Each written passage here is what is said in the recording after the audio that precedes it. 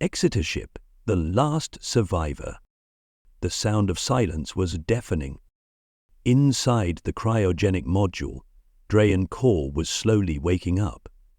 His eyes blinked under the pale lights that illuminated the small compartment, the ice-blurred glass beginning to dissolve.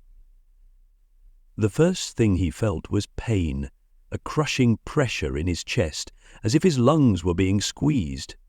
It was the standard side effect of a long cryogenic sleep, but something felt wrong. The capsule opened with a hiss, releasing an icy vapor. Drayen fell to his knees on the metal floor, coughing. He tried to orientate himself, but everything around him was a blur. "Welcome back, Drayen," announced a robotic voice, cold and emotionless. "You are on board the Exodus ship, stable orbit around the black hole designated Sigma-12. Duration of cryogenic sleep, 87 years, 4 months, and 16 days. He froze. 87 years? Drayen tried to remember. The last thing he remembered was the emergency alarm echoing through the ship's corridors. The Exodus was on a critical mission, transporting 5,000 human colonists to a distant system, the last effort to save humanity after the devastation on Earth. Then something happened, a catastrophic event that forced the activation of emergency cryogenesis protocols. But if he was awake now, that meant the worst was over, right? The ghost ship. As his senses returned to normal, Drayen looked around. The cryogenesis compartment was empty. All the other capsules were open, but empty. "Where is everyone?" he asked, his voice hoarse. "Crew and colonists, status unknown," replied the AI, analyzing. The ship was completely silent, except for the faint hum of the life support systems.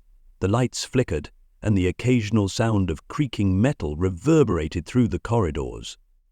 The Exodus seemed dead. Drayen took a control tablet from a nearby cupboard and switched it on. The readings showed that 78% of the ship was without power. Only the essential systems remained active.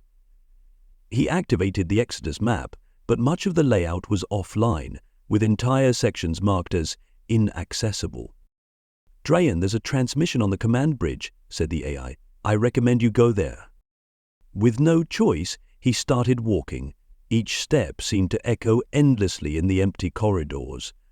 The walls were covered in deep scratches, as if something had tried to get out, or in. The transmission. When he reached the command bridge, Drayen found the room partially destroyed. Broken screens, dangling cables, the main panel flashing intermittently. He activated the console and found the transmission the AI had mentioned. It was a video. The image flickered, but he recognized the face of Captain Mira Voss. She looked exhausted, with dried blood on the side of her face. "If you're seeing this, it means there's still hope." Drayen felt a knot in his stomach. Something's gone wrong. I don't know how or why, but the black hole, it pulled us into a distortion. We're stuck in some kind of limbo. It's not just gravity, it's time, space, our minds. Everything is distorted. And we're not alone. The captain paused, looking at something off chemo. She looked terrified. "Oh, they're here, they're everywhere. Listen, if you wake up, don't trust anything, not even the AI, don't trust the video stopped abruptly. Drayen was paralyzed, staring at the screen. The first anomaly. A metallic sound echoed in the corridor behind him. Drayen turned quickly, grabbing a piece of pipe he found on the floor. The light flickered, creating dancing shadows on the walls. "Nothing," He tried to convince himself that it was just the natural sound of an ancient ship, but then another sound came, something like a whisper, soft but constant. He began to walk in the direction of the sound, each step more hesitant than the last. The corridors seemed to stretch on endlessly, as if the ship was changing as he moved. Drayen stopped when he saw a figure at the end of the corridor. It was a woman. She had her back to him, wearing an Exodus uniform. Her hair was floating slowly as if she was submerged in water. "Hey, are you okay?"